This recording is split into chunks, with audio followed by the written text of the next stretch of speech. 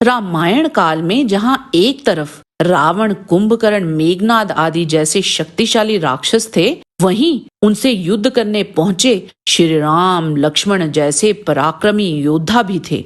परंतु इनके अतिरिक्त वानर प्रजाति में भी कुछ ऐसे प्रखर योद्धा थे जिनका कोई तोड़ ना था। आज हम इस वीडियो में केवल वानर सेना के ही 7 सबसे शक्तिशाली वानर योद्धाओं के बारे में बात करेंगे। कृपया वीडियो को अंत तक अवश्य देखिएगा।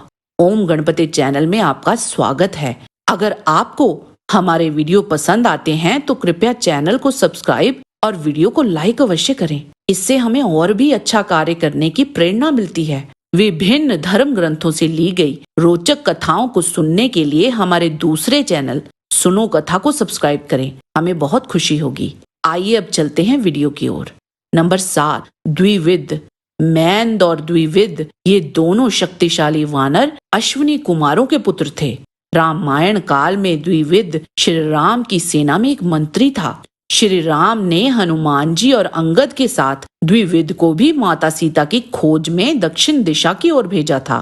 श्री राम की सेना में रहते उन्होंने कई राक्षसों का वध किया था। ब्रह्मा जी से मिले वरदान के बल पर वह महाभारत काल में भी जीवित थे। वह भौमासुर के सखा थे। सहदेव जब दक्षिण पथ की ओर गए थे तब वह किष्किंधा नामक गुफा में जा पहुंचे थे। वहां वानर राज मैंद और द्विविद के साथ उन्होंने 7 दिनों तक युद्ध किया था। जब द्विविद को ये ज्ञात हुआ कि श्री कृष्ण ने भौमासुर को मार डाला है, तब वह अपने मित्र की मित्रता के ऋण को उतारने के लिए राष्ट्र विप्लव करने पर उतारू हो गए थे। वह वानर बड़े बड़े नगरों, गांवों, खानों और हीरों की बस्तियों में आग लगाकर उन्हें जलाने लगे थे। वह बड़े बड़े पहाड़ों को उखाड़कर उनसे प्रांत के प्रांत चकनाचूर कर देते थे। द्विविद का उद्धार बलराम जी के हाथों हुआ था। 5 और 6 नंबर पे नल और नील आते हैं। नल विश्वकर्मा के पुत्र थे और वहीं नील अग्निदेव के पुत्र थे। दोनों ही बहुत निडर तथा बलशाली थे। बड़ी बड़ी चट्टानों तथा पेड़ों को बिना किसी श्रम के ही उठा लेते थे। नील ने युद्धोन्मत्त नामक राक्षस का वध किया था तथा निकुंभ के सारथी का गला काटकर उसको मार डाला था। नील ने रावण सेना के सेनापति प्रहस्त का वध एक बड़ी सी चट्टान फेंक करके कर दिया था। नल अपने पिता विश्वकर्मा की ही तरह कुशल वास्तुकार थे। राम सेतु बनाने में उनकी विशेष भूमिका थी। नंबर 4, सुग्रीव। सूर्यपुत्र सुग्रीव किष्किंधा के राजा तथा बाली के छोटे भाई थे। शारीरिक बल में वह भी अपने भाई बाली की ही तरह बलशाली थे। उन्होंने कुंभकर्ण के पुत्र कुंभ का वध किया था। उन्होंने प्रगश तथा रावण के भाई महोदर को भी मार गिराया था।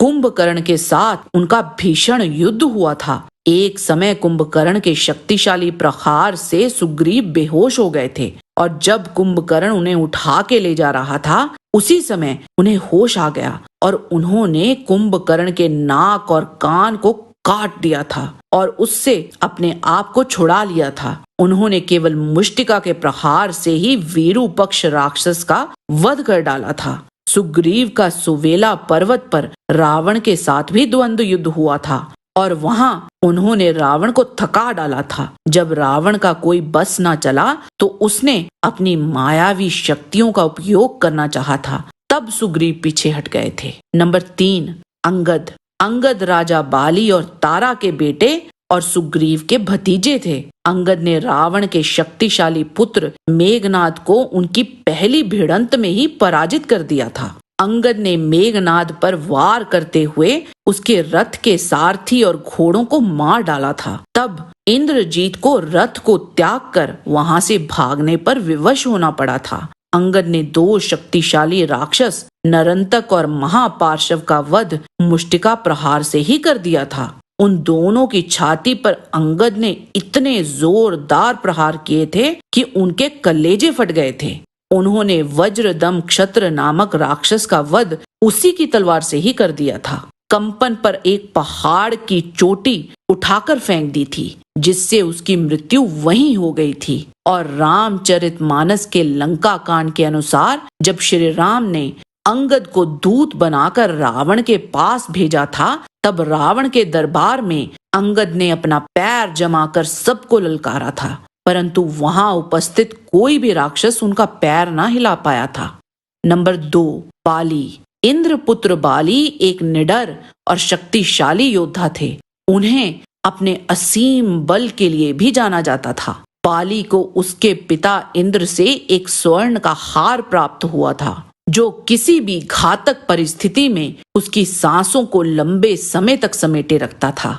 बाली ने एक भयंकर युद्ध में दुंदुभी नाम के एक महिष रूपी शक्तिशाली राक्षस को मार डाला था और इसके पश्चात बाली ने दुंदुभी के निर्जीव विशाल शरीर को उछालकर एक ही झटके में कई योजन दूर फेंक दिया था। बाली ने अपने किष्किंधा साम्राज्य के पास एक गुफा में भीषण युद्ध के बाद दुंदुभी के भाई मायावी को उसके सभी साथियों सहित मार गिराया था। जब सुग्रीव बाली से युद्ध करने आए थे तो उसे भी बाली ने आसानी से परास्त कर दिया था।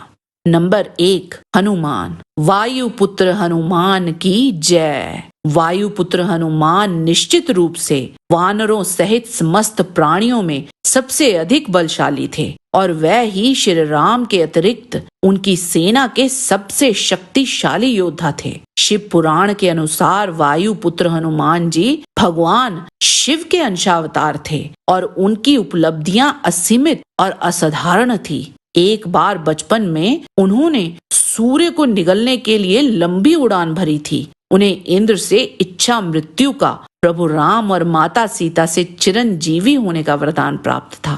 ब्रह्मा जी के वरदान के कारण कोई भी दिव्यास्त्र उन पर प्राणघातक असर नहीं कर सकता था। बाल्यावस्था में ही इंद्र द्वारा चलाए गए वज्र के प्रहार को वे सह गए थे। रावण और मेघनाद जैसे अति शक्तिशाली राक्षसों के सामने ही उन्होंने सारी लंका जला डाली थी और वे दोनों हनुमान जी का कुछ भी न बिगाड़ पाए थे।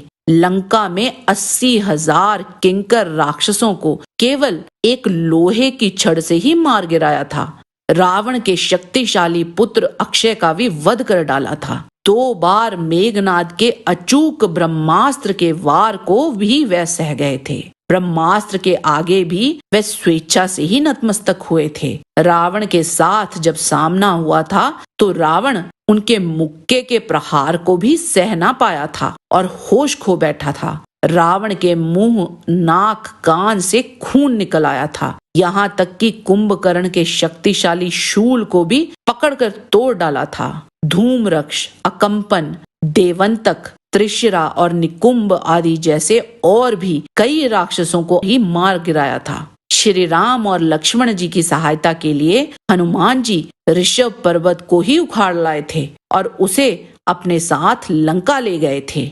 बोलो महावीर हनुमान की जय। आज के वीडियो में बस इतना ही। आशा करते हैं कि आपको आज का वीडियो पसंद आया होगा। इसे लाइक अवश्य करें। जाने से पहले चैनल को सब्सक्राइब करेंगे तो हमें बहुत खुशी होगी। किसी भी प्रकार की त्रुटि के लिए आप सबसे क्षमा याचना करते हुए आपसे निवेदन है कि प्रेम पूर्वक परम पिता परमात्मा को मन में धारण करें और बोलें वैदिक सनातन धर्म की सदा ही जय।